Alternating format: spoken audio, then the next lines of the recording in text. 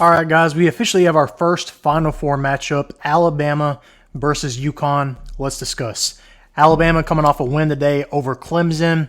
They kind of struggled at some points in this game. Looked like Clemson might run away with it early, but Alabama weathered the storm, got hot from three, had a really big game from Pringle, ultimately get the win. As for UConn, another dominant win here today over Illinois, probably the toughest team they've played in the tournament, and they blew them out of the water. This game was really never in doubt after halftime. It got pretty close going into halftime, but UConn just went on a 30-0 run there to really blow this game open. And super dominant performance here, especially from Klingon. I think I read Illinois only had 14 points when Klingon was in. Pretty crazy stuff here. And Illinois had a bad strategy, in my opinion, going into this game. Like, I'm a big fan of Coleman Hawkins. I think he's a really good player for Illinois, but he's not a big man to be guarding Klingon. That's not what you should be doing there with that game plan. I don't know what they were doing there. That's not how I would approach UConn. If I'm trying to beat UConn, just judging from tonight and getting all those outlets, I'm going to turn the game into a defensive game. I'm going to slow it down, give my shots, and I'm going to get back. If I miss, that's okay. I'm not going to give up a wide open outlet dunk, though. That's not going to happen. You know what I mean? We're going to get our shot up. We're going to get back, so they're not going to have any UConn leaks like we did tonight against Illinois. I'm going to play defense. I'm not going to let Klingon abuse this with easy shots on offense. Make them shoot from three, and then block out, get the rebound. Let's play some offense.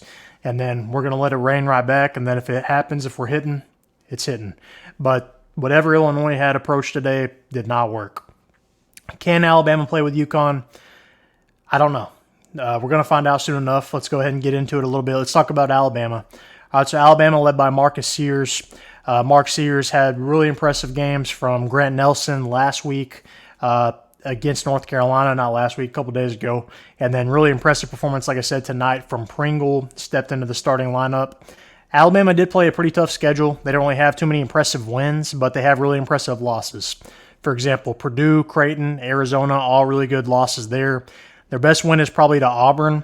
Other than that, it's probably Florida and A&M. But as far as in the tournament, here's what Alabama's done. All right, first round win over Charleston.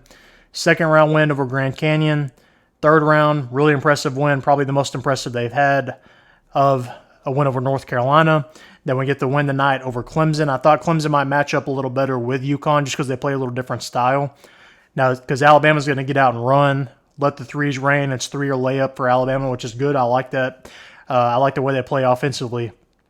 But pretty much it's going to come down to if Alabama's hitting shots, they're going to be able to play with UConn. If not, it's going to get ugly fast with the way Alabama plays. But if the shots are falling like they were in the second half against Clemson today, they might be in business.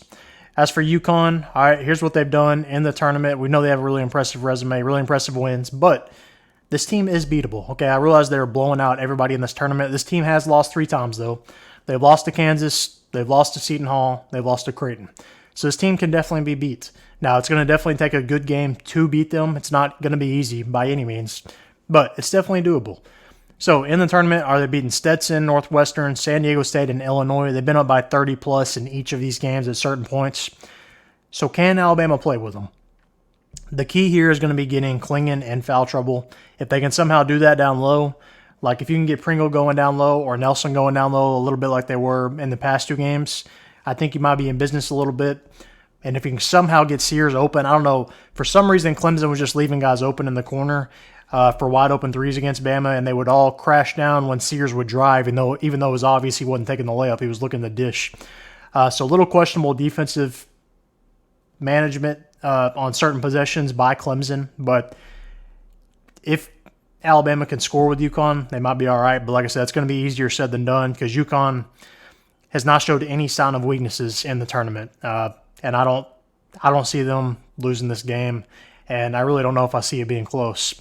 I hope I'm wrong there. I hope Alabama can play with them because I have no dog in the fight. I just want to see a good ball game. I don't care who wins. But if you are wanting UConn to have a close game or lose, I would really push for a Purdue matchup in the national championship. Other than that, I don't know if anybody can play with them. But give me UConn here by 10+. I think they're going to blow Alabama out. It might get close at times if Alabama can get hot, but ultimately I think UConn's going to be too much here. So again, give me UConn by 10 to 20 points. So who do you think wins and why? Let me know down in the comment section. Make sure to like this video and subscribe.